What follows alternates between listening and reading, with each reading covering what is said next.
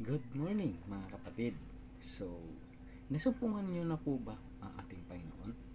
So, paano po ba natin siniseryoso ang ating pananampalataya?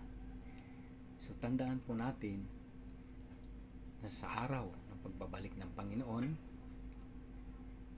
ay ang makakapasok lamang sa kanyang kaharian yung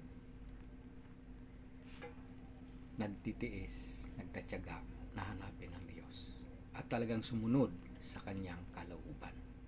Kaya nga po ang sabi po sa Matthew 7 verse 13 to 14, pumasok kayo sa makipot na pintuan sapagkat maluwag ang pintuan at malapad ang daan papunta sa kapahamakan.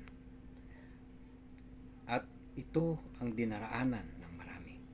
Ngunit makipot ang pintuan, makitid ang daan papunta sa buhay, at kakaunti ang nakakatagpo niya. So, tingnan po natin. Kaya nga po, sinasabi po sa banal na kasulatan na ang pagdating ang Panginoon ay gaya na sa panahon ni Noah. Na po? So, kung titingnan po natin, isipin natin mabuti sa na katulad po ng sa panahon ni Noah ay yung family lang niya po ang naligtas. So kaya isipin po natin mabuti na ang pananampalatayang tunay ay ginagampanan. Nagpo-proceed, ginagampanan niya yung kanyang life of faith at sumusunod sa kalooban ng ating Panginoon. Kung ano po ang kalooban ng Diyos ay siyang ginagawa.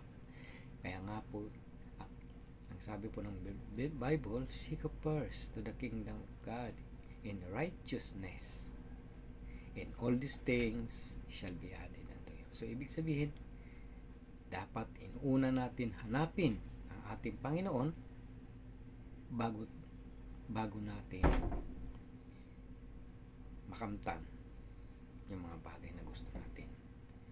Pero kabaligtaran, mas ang pinupusige natin hanapin yung mga bagay na pisikal. Yung kayamanan, po, yung pangailangan. Hindi natin inuuna ang Diyos. Na po, parang nagkukumahog tayo hanapin yung mga bagay na ikauunlad natin. So nakalimutan natin na sabi po ng Bible na huwag kayong mabahala sa inyong kakanin. Masdan nyo ang mga ibon. Hindi sila nagpapagal, ngunit pinapakain sila ng aking Ama. So, ibig sabihin noon, ang binibigyang pansin ng Diyos ay yung ating kaligtasan. Ang binibigyang pansin ng Diyos na makita natin ang tunay na kalooban niya. Mga minamahal, nawa po makita natin yung mga bagay na pang-spiritual na buhay. So, paano natin makikita? Kung hahanapin natin siya tunay. Yan po ang sabi niya. Kung hahanapin niyo akong tunay, masusumpungan niyo ako. So, ganyan po yung kanyang palagi pinapaalala sa atin. At saan po natin makikita? Sa kanyang mga salita. Ano po?